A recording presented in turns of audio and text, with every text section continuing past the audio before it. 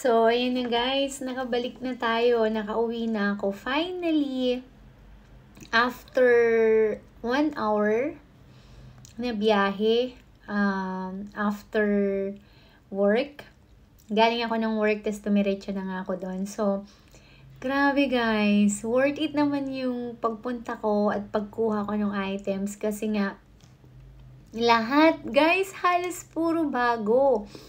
Alam nyo ba na merong binigay na 6 na bag na puro bago? Mga pouch, mga clutch bag, meron siyang shoulder or sling bag.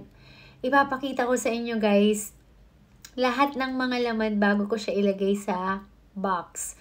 So, meron ding mga laruan ng bata. Sobrang daming laruan ng bata. May mga damit din ng mga bata at pang mga matanda. So, grabe guys, sobrang nakakataba ng puso na naririnig nila yung, nalalaman nila yung gusto mo, yung nagpapasaya ka ng tao sa maliit na paraang kaya mo, na nai-spread yung good news. Tapos, sinasabi nila, oh, marami pa akong mga bagong gamit na hindi ko pa nagagamit.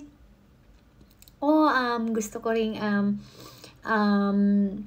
magbigay ng something para sa kanila. Alam mo yun, parang kapag ka talaga malinis yung hangarin mo, maganda yung hangarin mo, gusto mong magpasaya ng tao, kusa na lang talaga siya guys na kakalat yung magandang balita na yon para magkaroon pa ng maraming mga tao na gustong mag-share ng blessings para sa inyong lahat. So, sobrang gustong-gusto ko yung ginagawa ko guys. Kahit pagod ako sa work, kahit wala ako masyadong tulog, puyat ako, at mas maraming time na nasa trabaho talaga ako kasi nga overtime. Kasi alam mo nyo ba kung anong nilulook forward ko kapag ka nag-overtime ako, yung makukuha kong extra na ibibigay ko sa inyo kasi lahat naman ng mga pinapamigay kong blessings guys, galing lang naman yun sa pinagpaguran ko kasi hindi naman ako sumasahod pa.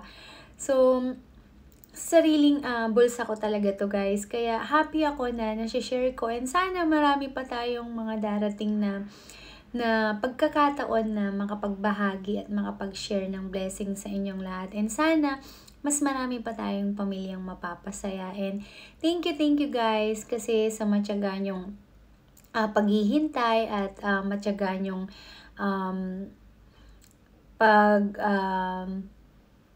pag-iintindi guys. And sana marami pa tayong mapasaya. Thank you so much guys. God bless. Bye-bye.